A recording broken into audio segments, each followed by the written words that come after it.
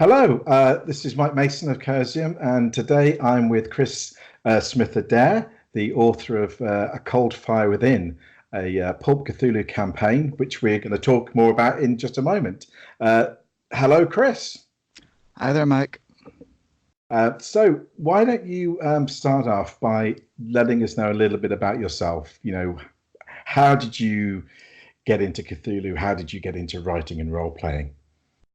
Sure. Well, the getting into the role-playing part started first. I was 10 years old at elementary school and was just wandering about on the playground, and a couple of classmates were playing Dungeons and Dragons, and I just sat and watched them for a while and had no idea what I was looking at, but it was very fascinating and joined in soon thereafter. So that was age 10, as I think I said.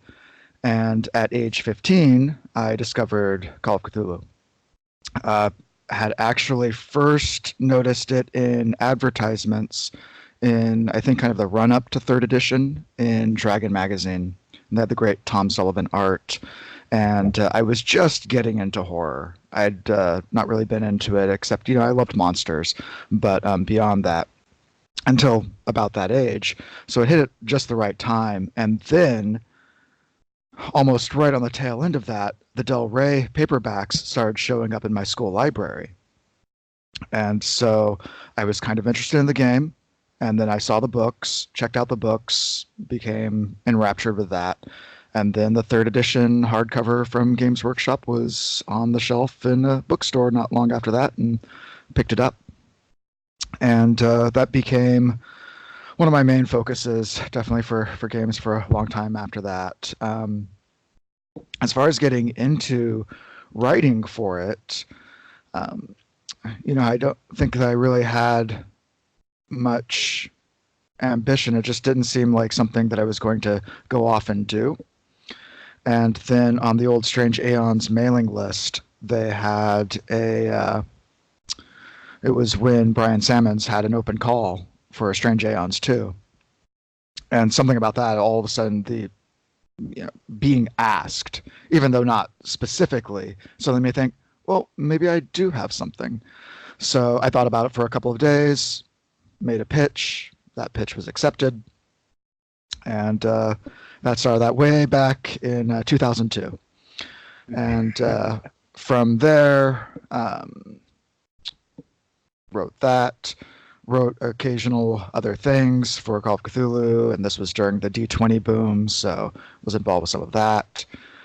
And then I got, started to run out of free time for things, between working, and I was doing music at the time, and that kind of, and this was in the MySpace days, so just the amount of time networking and doing that, not to any great effect, but, it was what I was up to. So I basically got out of it for a little while, and then came back when Miskatonic River Press started up. Is really when I came back to it. The opportunity to work with Keith Herber was too much to pass up, and got me involved, and ever since. And that would have been 2008, I think, was when the pitches for that went out. Yeah, so it's fair to say you've been playing, involved, writing, doing something with, role playing, and certainly Call of Cthulhu for some time, from the sounds of it. Yes. So I'd say you were seasoned in that regard, perhaps. So if I'm right, if correct me if I'm wrong, but I think Cold Fire Within is technically the first campaign you've written, certainly as an individual. Is that correct? Yes, and actually, really the first campaign I've been involved with. Everything else I had done was either a single scenario. It might be in a themed book, of course, but my scenario was my own. And then occasional source material articles, things like that, but nothing quite like this. There is something that I've written that has not come out yet for another publisher that is campaign-ish, though it's the actual words on the page aren't that long, but it's something that you can kind of expand out. And that's other than that, that's the closest, is kind of a setting, I suppose, more than a campaign. So Okay, so then in that respect, obviously your experience prior to getting into a cold fire in terms of putting that together has been certainly for publication writing individual scenarios. So right. so in terms of now in hindsight, looking back, at the process of writing as a few self-contained scenarios as opposed to a campaign. What I guess what I'm kind of asking is, how was the experience? How did the experience differ? Was it different? Did you find it easier, harder? It was definitely different, but there's actually a lot of similarities, at least the way that I approached it. The initially, you're looking at, okay, now I've got a contract for this thing and I've never done it before. And how do I even approach it? Where do I start? Of course, you have a beginning, middle, and end, but is that how you're going to write it? You have to be kind of thinking of everything at once, that you're going to be fleshing out as you go along. But a campaign, even a non-linear one, has to be connected. It has to come together. Things have to mirror each other and have a conversation with each other, especially if there's any sort of mystery element or things like that.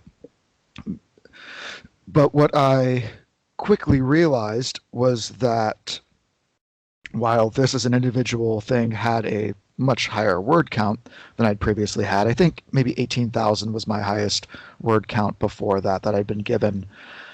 So this was triple that or what have you. But what I kind of realized and then used this as kind of my working framework was that, in a way, I was just writing several scenarios. I had 6 scenarios that I needed to write. They were going to be of varying lengths. They were going to have different focuses, and many of them couldn't stand on their own, certainly not in the format that they were in. Any of them could have been expanded out and made into a single scenario, but it's like, okay, if I'm writing a single scenario, I know how to do that. I've been doing that for well over a decade. So do it somewhat that way. And of course, and then during the revision process, you can tighten things up and move things around and go, okay. And as you're writing one scenario, either forwards or backwards, you're like, oh, this is something that, is a thread that I can pull on over here. I can make it over here. Here's themes that can kind of resonate with each other. Yeah. So ultimately, definitely longer, but piecemeal, it became manageable. There was a lot of research. I started doing research a year or two before that in a different way than I had been doing before. Not necessarily more research, less research, but how I recorded my research. There's basically just bullet point outlines. I started instead of just writing out sentences and things like that, full sentences or page numbers and the like. I started here's this book, here's this thing from it, so I could refer as much to what I had written versus looking at the book, but I could look it up, right?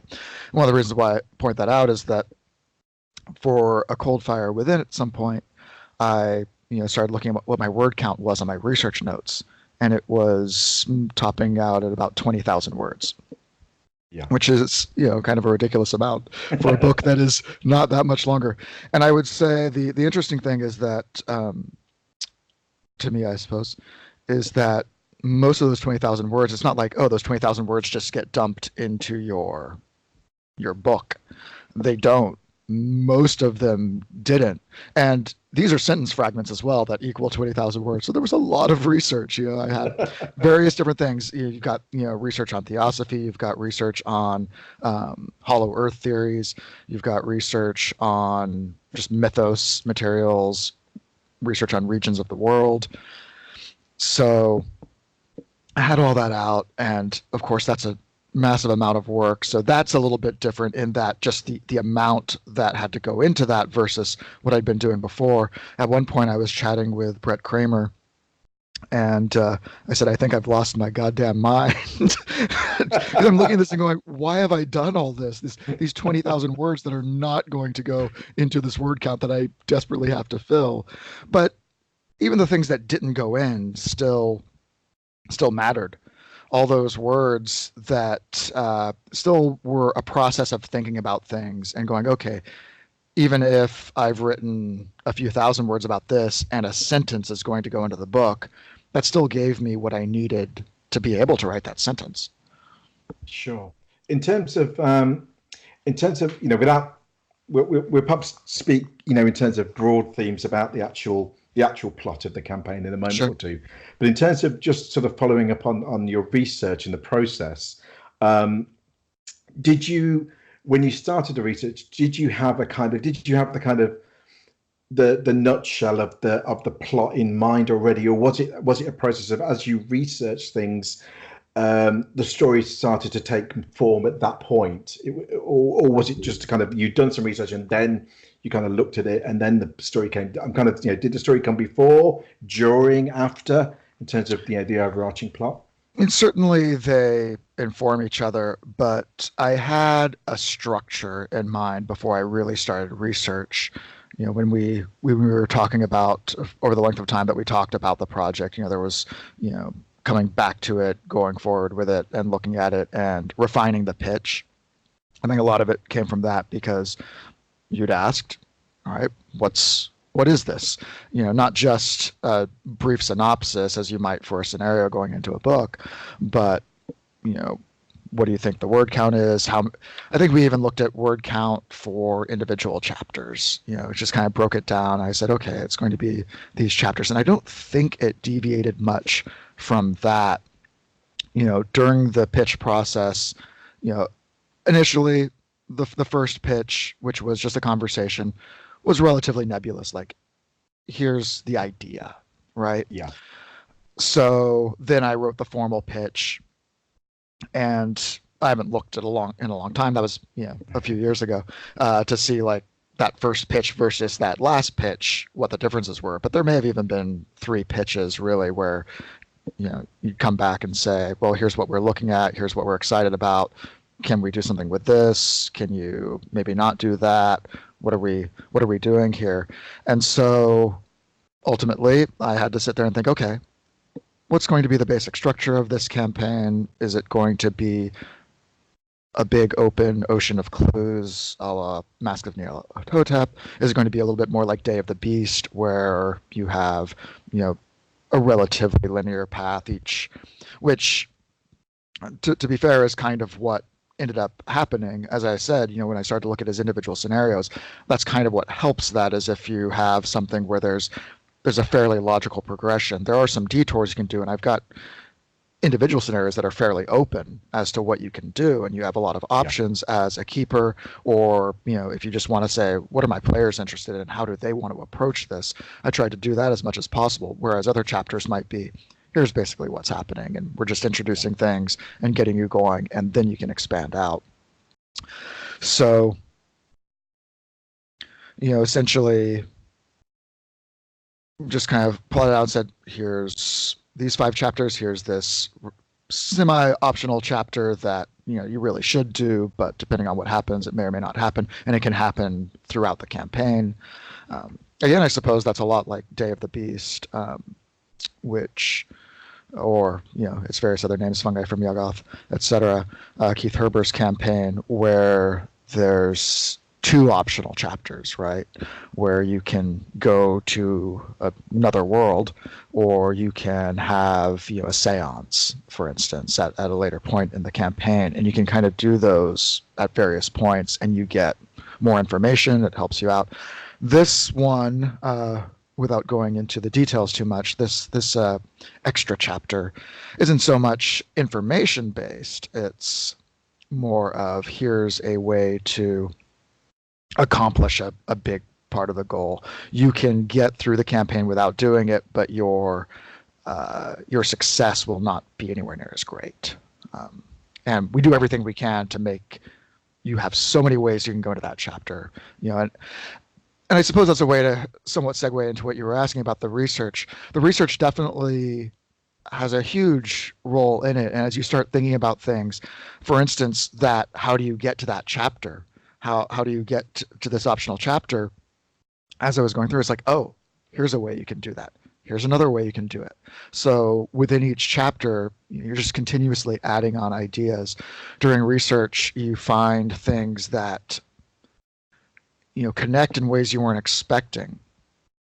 And I love that. When I'm already working with a theme or a concept and suddenly I find some piece of research like, oh, that it's like that was perfectly made for this and I had no idea. Um, so Yeah, no, absolutely. I mean, obviously, I know the campaign, having worked out with sure. you, and certainly, I think you're absolutely right. There are certain chapters in it where the kind of linear sense is much more pronounced. It's very, it's a straightforward progression, but I think that works very well because I mean, the one aspect we haven't kind of mentioned is that it's written specifically for Pulp Cthulhu, which Sure. is a much more kind of I guess action orientated in terms of it is a lot easier to kind of understand that kind of linear approach within the pulp framework because that is very much a pulp style. But even having said that, there are still chapters, particularly as you progress into the campaign, where it actually becomes more sandbox. It actually Yes. allows for a greater freedom of choice, movement, and action in terms of the actual players themselves. So it almost kind of leads players by the hand initially, kind of bringing them into the story and the structure, but then said, "Well, here you are now. Here's a world to go and play with," basically. So I think it does that very successfully. I think and it doesn't feel like they're being dragged or pulled. Right. It feels very logical and natural in that way from the my kind of sense of the whole campaign and how it works. Yeah, I think that one of the things that I want to do with pulp, you want it to be somewhat propulsive, right? There needs to be, whether or not it be action writ large, where you're definitely, fighting and everything, if you're thinking of it that way, but it is an adventure. It is something that you don't want people cooling on their heels for too long in it. And that definitely doesn't happen in this campaign. And it's something that you have to kind of address. And we did with how do people recover sanity in something where you have something of a ticking clock. You're looking for a missing person and you're on their trail. You aren't going to go off for 6 months for a rest cure. And if you do, and there's a replacement character in there, by the time you're done with that 6 month rest cure, the campaign's over. The time frame of the campaign is fairly short, really. It's I a month or so maybe of Yeah. adventure for the characters. So yeah, and I think it's even with the second chapter, right? The first chapter kind of lays things out, and it has some interesting things that happen, and it's probably the one that's least fleshed out as an individual scenario. Like if you only played that, you'd be like, well, that was interesting. You could maybe do it over an evening, and it'd be all right. But it very much is there to set up, who these characters are, what's happening, give them some danger to overcome as they are figuring things out, and then here's where we need to go. And even within that, there's a couple of ways that they find out where to go next. Probably they'll find out both ways, and they'll be going to another area. And it is very possible for the players to ignore a whole portion of that second chapter. They can do both. They can do one or the other, and it's designed to accommodate that. That I like options. Especially these days. The more I have written, the more I try to provide. You can't you can't have something for everything that might come up in a game because anything can happen in a game, right? But you try to anticipate some things, and certainly when I play test, I go, okay, the players suddenly became fixated on this. I need to address that even briefly, have some idea about that, what I want to do with that, so that you give the tools to the person who's going to be running this game later. So I like giving players enough options to where just about any direction is forward. if they go this way, they're going to loop back around to what they need to do, as long as they aren't going completely off the plot and decide, Yeah, well, we want to go over to this town that we haven't even heard of in the game, and we're going to do this thing over here. That's a very different game. But yeah. as long as they are following along with things, they have ways they can do it. And what I also, it's not really a sandbox per se in this aspect, but I also tried to provide a variety of characters to interact with. There's a number of NPCs in this game, and one way to think of them as being in factions to a large degree. There are different organizations, there are different cults, for lack of a better word. They're not necessarily conventional cults, but that's a similarity to that. And you run into people that you might not like very much, but you have to decide, is this actually my enemy? Or is this someone I need to get past as quickly as possible, or even possibly work with? They may have information. They may even ally with me, even though they may not be completely reputable themselves. So Uh, there's a number of ways you can navigate these people and these competing interests, and figuring out, well, this is my real goal, and these people are something of a distraction, and I just have to figure out who they are, what they are, how I'm going to handle it.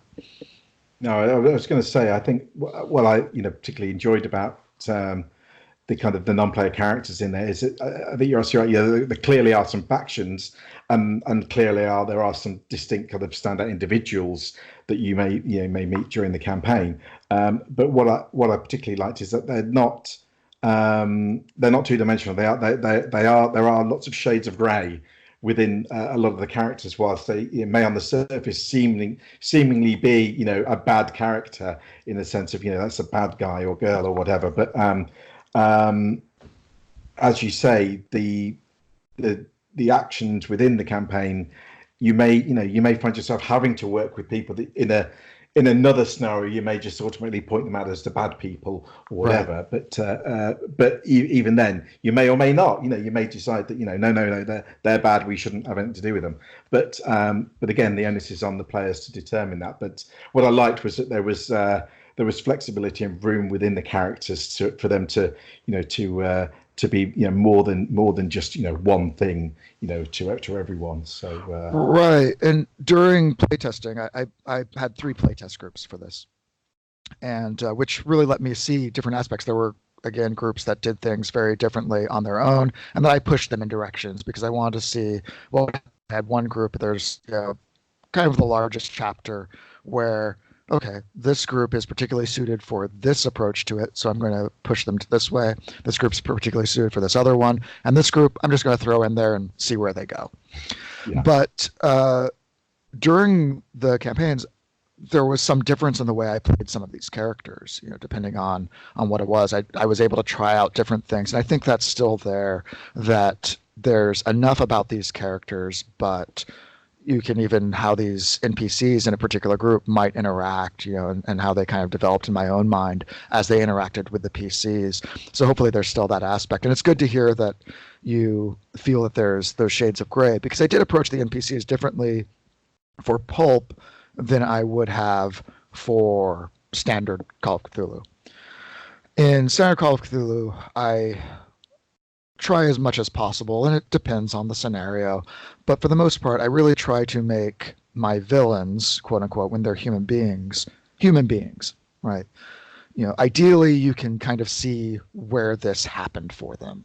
One of my early scenarios, it was a researcher who was looking at, hearing aid devices and found some interesting information or whatnot.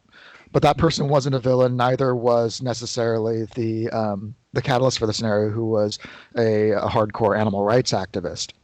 They both had things that were good about them. They both had things that were bad about them. They both did stupid things, and now here are the PCs in the middle of that. So I always make that attempt with Pulp Cthulhu. To some extent, you're looking at kind of larger than life characters.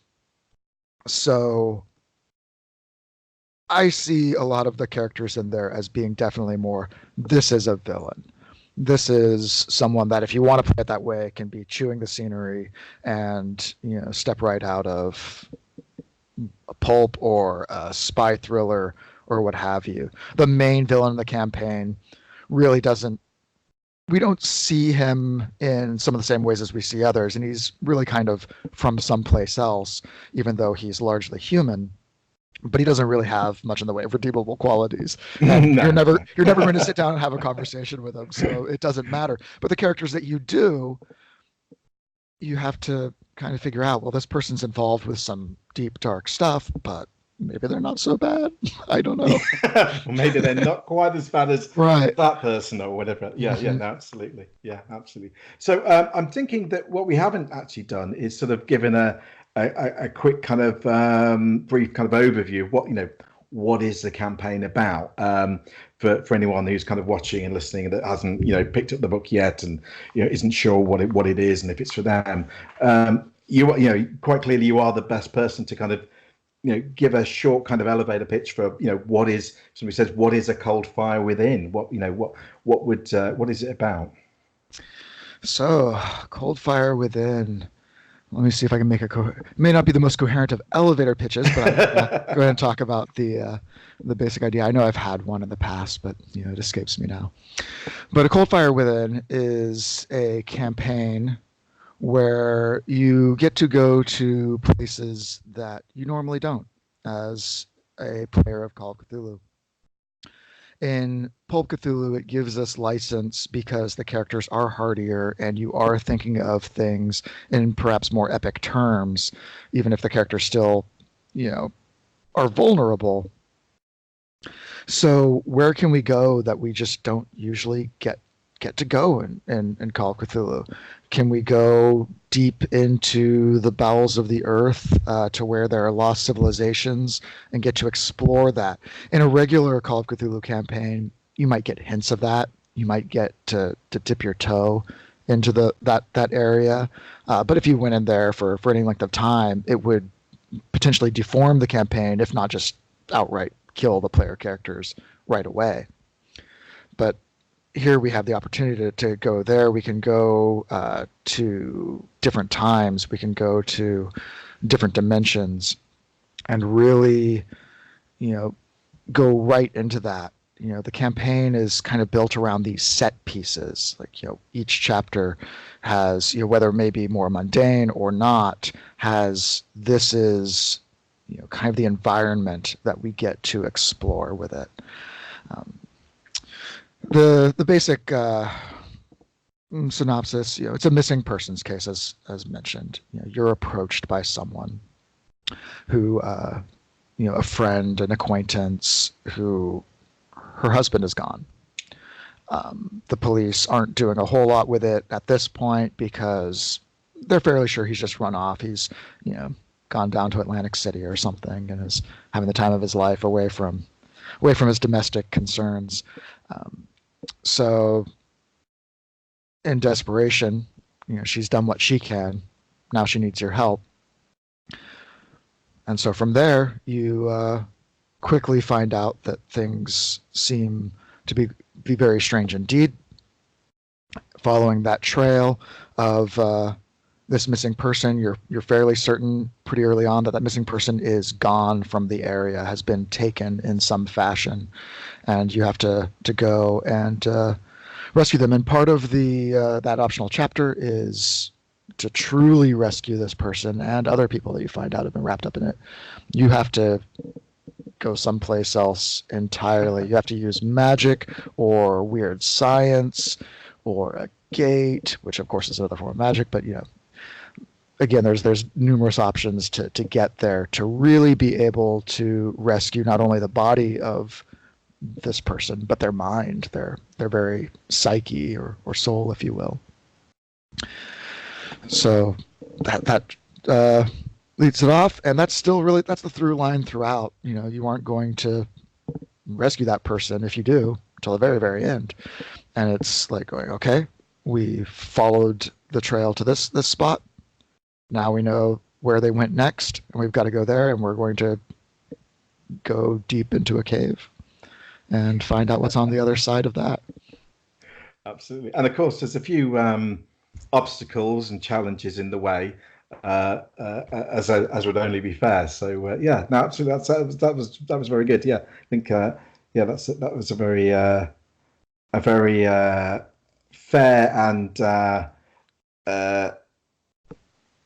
well covering, the details, as it were, in terms of the way you put it across. But yeah, no, it's great. Yeah, it definitely is an interesting, mystery that you draws you in, and then what starts as a mystery is very much becomes an adventure to some degree as well, doesn't it? So and Well, then become, yeah, and as you're, driven, perilously forward, I guess. right. The mystery is definitely there. There's mystery there. It's one of the things that I want to do with approaching it as Call of Cthulhu, as Pulp Cthulhu, is that as the rule book, anyone who's read the rule book has seen kind of the different modes of play. Like you can have exploration, you can have, thrilling adventure, you can have mystery. And to me, I think Pulp Cthulhu can have some trappings of mystery, but it shouldn't be the same sort of mystery as you get in standard Call of Cthulhu, because otherwise there's Yeah, standard Call of Cthulhu for you. And yeah, it really, while standard Call of Cthulhu has great variety, not everything is a mystery and an investigation in the scenario. The characters are investigators. There tends to be some sort of mysterious happening that they're going on, and they're digging out for clues. So for the most part, the clues in this Pulp Cthulhu campaign should mostly be, this is what then propels you to the next spot. It's just a continual feeding. You're getting more information and figuring out, oh, there are things you have to connect and figure out by all means. But it's in chapter 2, I believe it is, where there's something of a haunted house, and that's probably one of the biggest like investigations there is, as far as that it has kind of that air of mystery about it. But as an adventure, you don't want to bog down in investigation as much as you might, where that might be the heart of it. Sam Cthulhu is like, no, this is what we're doing. But for Pulp Cthulhu, it's like, no, you're not necessarily feeding the information to the players. You don't want it to be that, but you want it to be there and accessible to where, you aren't having to make some abstruse connection and, no, really going in. But, a lot of the sources of information are people, which is still investigation, but you're talking to people, looking at them, then you're breaking into some place and digging through notes and the like, but then those notes give you what you need, really, and away you sure. go. No, so no, there's a definite sense of pace in terms of how the players and the heroes as their characters are, how they are informed, and how they progress the story by the story very much pulling them without, not, and I don't mean leading by the nose, but it does there is an imperative that they are, that they are following, and as I think I said before, it feels quite natural. It doesn't feel too much. Here we've lassoed them and we're pulling them, along the train track, so to speak. Right. It does feel much more. It feels natural, and it doesn't feel. I don't feel it. Railroads in that sense. Clearly every scenario in the world, I've written railroads to some degree because that's the nature of the medium. But it's not a railroad in that sort of negative sense. Right. I feel it progresses very, very naturally and evenly in that way. So yeah, so I like it anyway. So to hell with anyone else. But no, I thought it works very well. I just wanted to come back on the playtesting and just ask you a question about, you mentioned you had 3 different groups, and you tried out characters and different kind of emphases with each of the groups. I'm kind of interested if any particular sessions or scenes or encounters really kind of stood out. Now looking back, whether for in terms of your gameplay, what were there any particularly memorable encounters or sessions that you can kind of speak about? Well, let's see. It was a lot. One thing that I did, it maybe helps muddy my memory of things, is that because of, having my deadlines and things like that and how much I had written and wanting to playtest this as much as possible, I made the foolish choice to playtest these 3 campaigns at the same time. I had one in-person group, and that's the one that got done quickly because we played the longest during each session, and we were fairly regular about it. The other groups were fairly regular as well, but you'd get about 2 hours of gameplay, and those were online groups. And by the time we were all able to get together with different time zones, and then conversation and distractions, you had maybe 2 hours. So those 2 took longer. Of course, it's always interesting to see when I have that big a battery of play testing, seeing how different people handled it is maybe more the memorable thing versus specific events. I had one group that, especially with one of my players, tended to find some of the wackier ways to approach things. Certainly, and things that really shouldn't have been that difficult. But let's add a layer of it.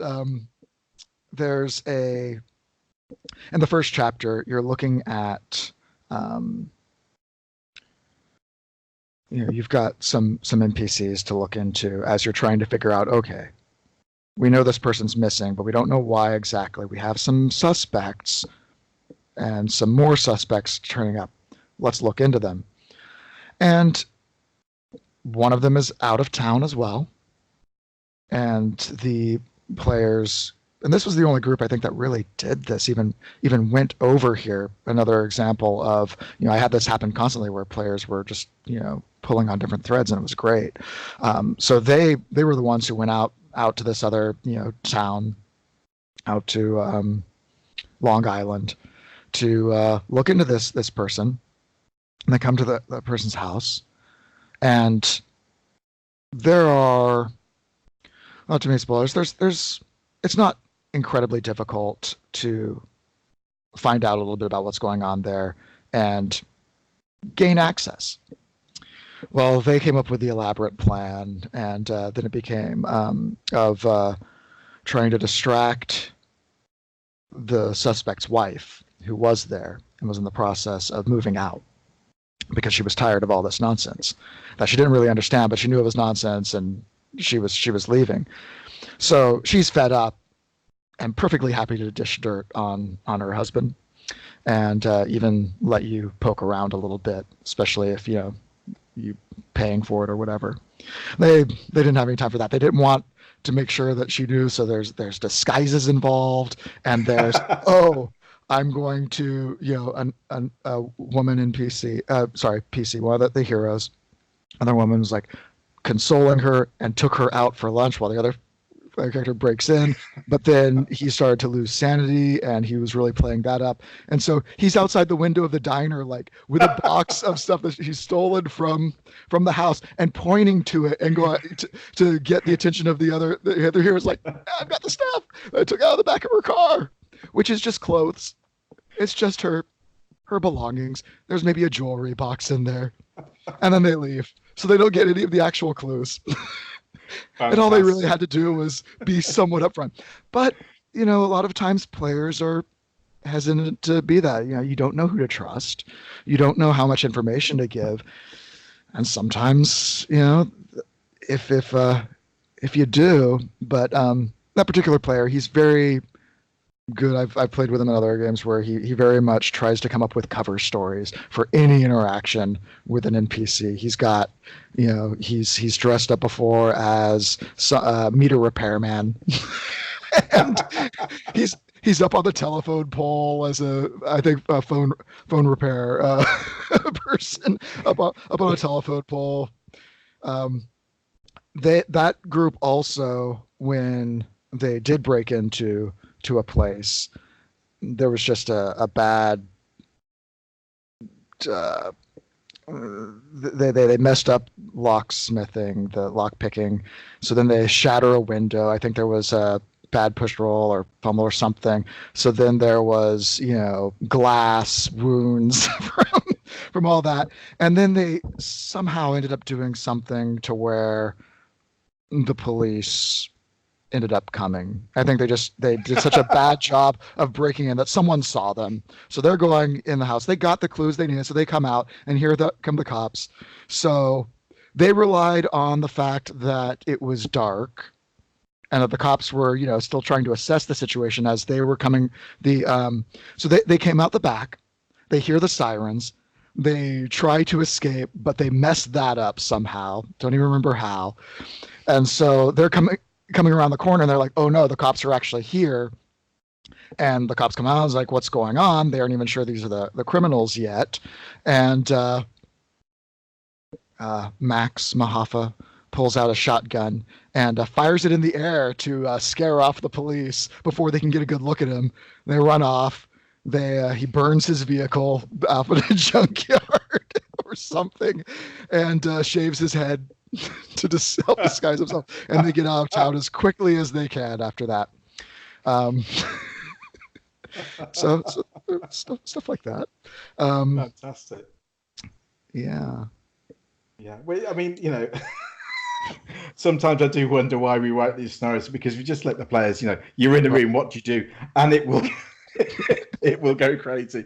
But no, absolutely, that sounds awesome. Yes. Yes, anything involving getting information from a house or people, and instantly the plans and schemes for how do we do this come out, and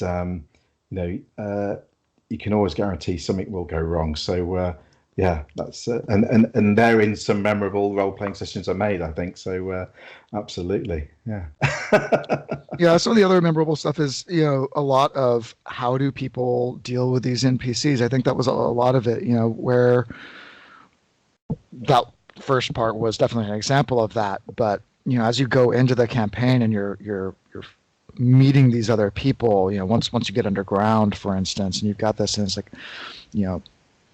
there are NPCs that, while they have their own goals, they aren't necessarily as terrible, or maybe aren't. You don't really know, and some of them are more interested than others in possibly working with you. So, seeing how my players react to that, and in at least one of the groups, ultimately, at least one of the two of the player characters in my home group, kind of at the end were like, yeah, we're over here now. We aren't going home. This is home now. And, made that choice because it made enough sense for their characters. And, and as players, they were like, yeah, I don't know that this is going to go all that great, but, here's what my, my archetype is with this thrill of adventure, and I've got nonstop adventure over here. So I'm going to stick around. I've lost enough sanity.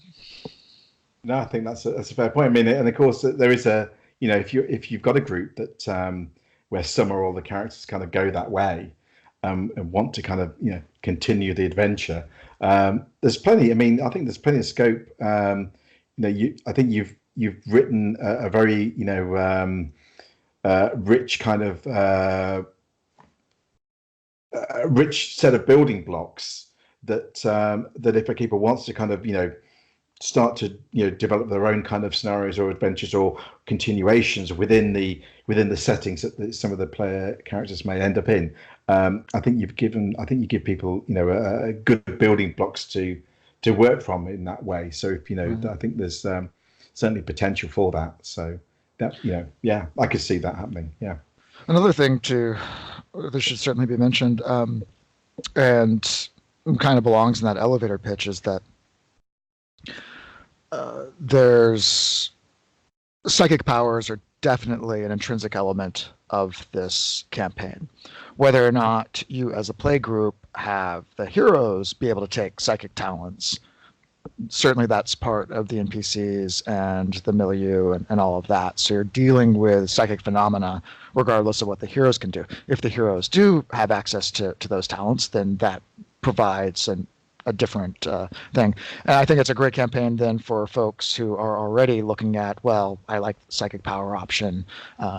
If you've already got characters for that, then this is a fantastic campaign. It's like, obviously you're already playing with that. Here, this very much supports it in a way that has been touched on in the rest of Pulp Cthulhu, and it's certainly in the rule book. But as far as individual scenarios or two-headed serpent, certainly isn't. It allows for it, but doesn't say here it is. This is a it isn't. It isn't a key component. I think you're absolutely right, and I think it's very valid to say that in terms of a cold fire within. If you have any interest in this kind of psychic skills within the pulp kind of milieu, it certainly is something you should look at, because, as you say, not only you can play it with just the NPCs having access to psychic abilities, but because it's pulp, you can choose to if you want. For your player characters to have psychic abilities, you can do that too, or either or. Right. And so I think certainly is an aspect of the campaign that makes it quite distinct. Certainly at this point in time, I think it is the only campaign that really kind of embraces that and provides additional kind of material on the whole kind of psychic stuff. For people to explore and play with. So that was definitely, from my initial germ of the idea, that was an enormous part of it. That was really what I kind of wanted to explore. And the characters, if you want to play with it, we provide an organization, a hero organization that you can belong to, and it's one called the Open Mind Group or Open Mind Club. The Open Minders, and it's this kind of freewheeling society that just kind of accepts all comers. That part of the joy of that society is getting together with people and hashing out your favorite theories of what the world, the secret history of the world, or whatever. And you may have competing ideas, but it's supposed to be a genial, coming together and seeing what you have in common, contrasting it. So the players can belong to this. Their heroes can, right from the outset. And that provides a great impetus for it, because you're already interested in this sort of thing, even if you've never had experience with it, or if you do, especially if you're a psychic character already. Then this kind of allows you that in on the thing. And the way Pulp Cthulhu kind of presents psychic abilities, it's very much in the kind of which a lot of pulp had, which was sort of like the exotic sort of mysticism aspect of psychic abilities, right? So it is great for like, oh, here's something you can add to your cult leaders and things, because they're steeped in this ancient lore, and that's what's unlocked their mental powers. So they may have spells, they may have psychic abilities, they may have both, and they kind of work similarly that way. So, but looking at a lot of the fictional source material for Call of Cthulhu, Lovecraft, of course, especially, there is often in the pulps there's psychic characters, but sometimes those characters are based more on kind of a scientific idea of what psychic abilities are like, that there might be genetic or what have you, and that fits really well with a lot of Lovecraft's things. He's had psychic characters, usually not the protagonists or things like that in his stories, but certainly amongst some of the antagonists and certainly non-human species that have these powers of the mind.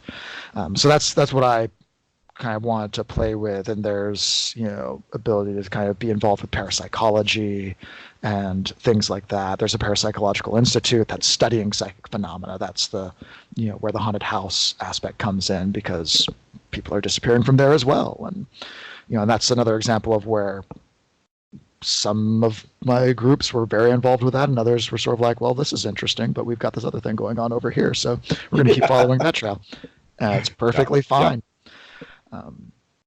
So that was definitely a big part of that's a lot of what I wanted to explore. That was sort of the pulp aspects that interested me and excited me was, again, just these strange environments, these exotic locales, and psychic powers, weird science, things like this. There's plenty of opportunity for two-fisted, seat of your pants, all of that. One of the pre-generated heroes is very much in that mold, or well, a couple really, but you've got the big game hunter explorer character, and can go off and do that. And we tried with the those heroes, those pre-generated heroes that you can of course use or not for your game. I tried to.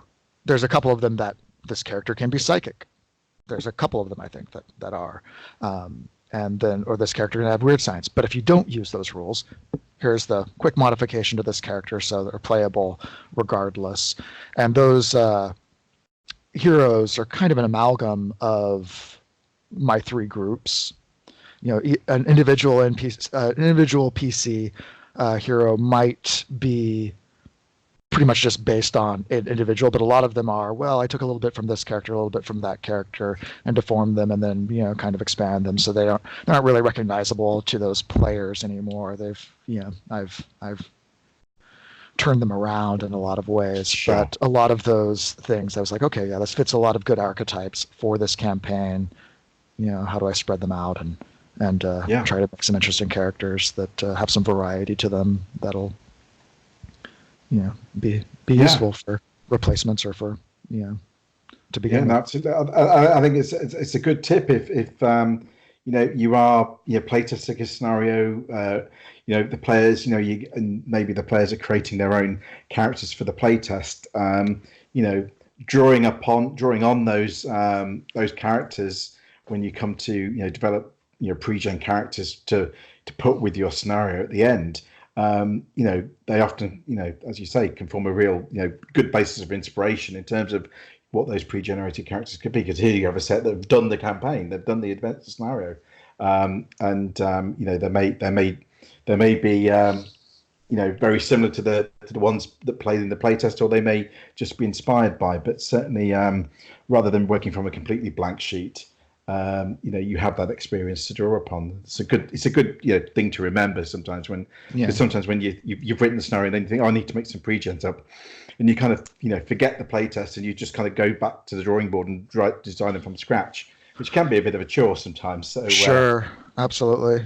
I've kind of a lot of the time already done that by the time, like if I'm playtesting an individual scenario, usually I'm providing pre-generated characters, so I've kind of done that. But I haven't put a lot of thought into them necessarily. It's like, sure, let's have a doctor, and I'll throw the skills in here, and this doctor plays piano. So now, so you're but I don't want to spend a lot of time with it. But especially because I'm sitting there, often with like, okay, I got to get these ready. I've got 6 players or 5 players, whatever I have, 3. Let me give them something that's serviceable and let the players, kind of run with it. But for this, I had. For all 3 campaigns, the players made their own characters. I told them what their options were, and then that gave me a pool of, I guess, 11 characters altogether. Well, plus some replacement characters. So I guess 13, 14 characters that I could go, okay, here's the parts and pieces that I have to play with. And I didn't have to create from whole cloth. I had this good basis that then I embellished upon greatly, did some research on some of the characters, like, okay, I want this character to kind of come from this culture, which wasn't part of it, was kind of touched on, but I want to actually make it presentable versus the sometimes brief notes. You just need to nod to stuff sometimes as a player character when you're playing a game. It's like, yeah, my character comes from Germany, but I haven't done any research on Germany. They're just German. No, absolutely. Yeah, I mean, it's interesting you say that obviously for this campaign you got the players to create their own characters, but sometimes sometimes for other playtests you have the kind of pre-gens kind of at least sort of sketched out. I'm very much the kind of the like you did with this campaign, is I like to have players just create whatever characters they like, because for me, that's partly testing this kind of stress testing the scenario, because if somebody Sure. comes up with some crazy concept to some character Right. that can, you know, whatever they can do, whether it's psychic powers, magic, or whatever, that they can really break the scenario. I like that because then, you know, I can sort of see, well, how easily did they break it, or did, you know, did the scenario kind of, you know, rebut them enough that it's not going to be an issue, or do I need to, you know, do something about it? But Yeah, yeah. and that definitely was a lot. Over the course of the three playtests, I had characters with a variety of different psychic abilities. Not all psychic abilities were represented, but you know, how does a medium go through various things? And there was definitely, because while I was playtesting it, I was still very much writing it. You know, Yeah. I didn't write the whole thing and then start playtesting it. You know, we started.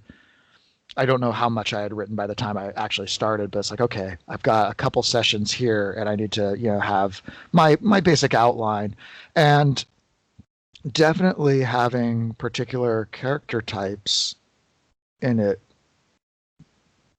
informed the way things went. Particularly in there was a grease monkey character, a pilot, and you can see her in the book as well, in one of the heroes that someone wanted to play.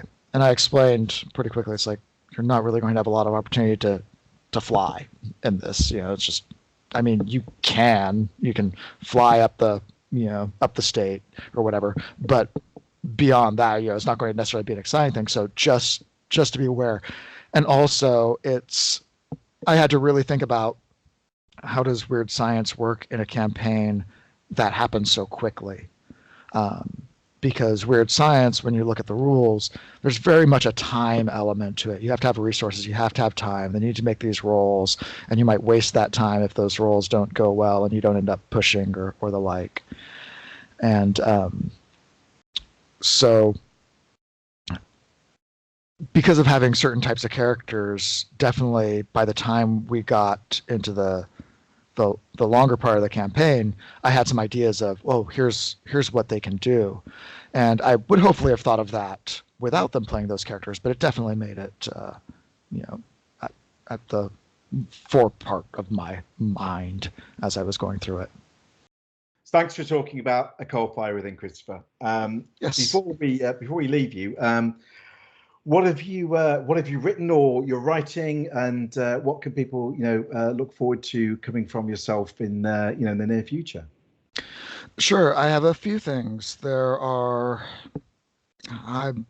hesitate to even count how many that I have that are written and just simply awaiting publication right now. The three of them are with Chaosium for Call of Cthulhu, standard Call of Cthulhu, not Pulp, for what that's worth, that are done, mostly, probably. Might be some revisions here or there, but they're just simply awaiting publication. Then for other publishers, for things that have been announced, I have a scenario in the book An Inner Darkness from Golden Goblin Press, which is a scenario book centered around social injustices of the 1920s, which, of course, a lot of those injustices, you can still see some version of that still today. So, and that one came about. There was a Kickstarter for that, so it was announced at that time. It was kind of a brainchild of combining thoughts from Jeffrey Muller, who was the main editor on it, with Oscar Rios, where Jeffrey had a scenario idea that Jeffrey finally wanted to write. As an immigration lawyer, looking at current state of how globally, really, we look at that, but of course, you know, it's focused on the United States and its policies. And Oscar had an old scenario that had thought he would never publish and decided that he was going to, and then invited a bunch of other people, including me. And that was one where they specifically said, we want someone to look at issues around, you know, the consumer market, labor, things like that. We don't have a scenario like that yet. We want to see what your ideas are with that. And I give them those ideas, and there they are. So I think that's fairly far along. I have no idea when it's actually scheduled to come out, but it feels like it's in process from everything that I can see on my end, which is, several points removed. The Brett Kramer with Sentinel Hill Press has what was originally going to be the Kingsport issue, but now is the Kingsport issues. I have something that's going to be in each of those issues. I have a location that I've written. There's an NPC that I've written that's based on a historical figure from Marblehead, an outsider artist that I wrote up. And an article on the lovely history of gibbeting, the form of public display of executed criminals, or sometimes still living. If you just wanted to put them in a cage and hang them around so people could jeer at them, because that comes up in the festival. Lovecraft's story and gets mentioned in the Kingsport source book. So what actually is that? And it's a little different than we often think. I always thought that it just had to do with hanging people, but it's actually a much more elaborate practice. So Arkham Gazette's great for that sort of thing, where you can just take a deep dive that you normally wouldn't in. The Kingsport source book doesn't have time to have several thousand words on history of gibbeting.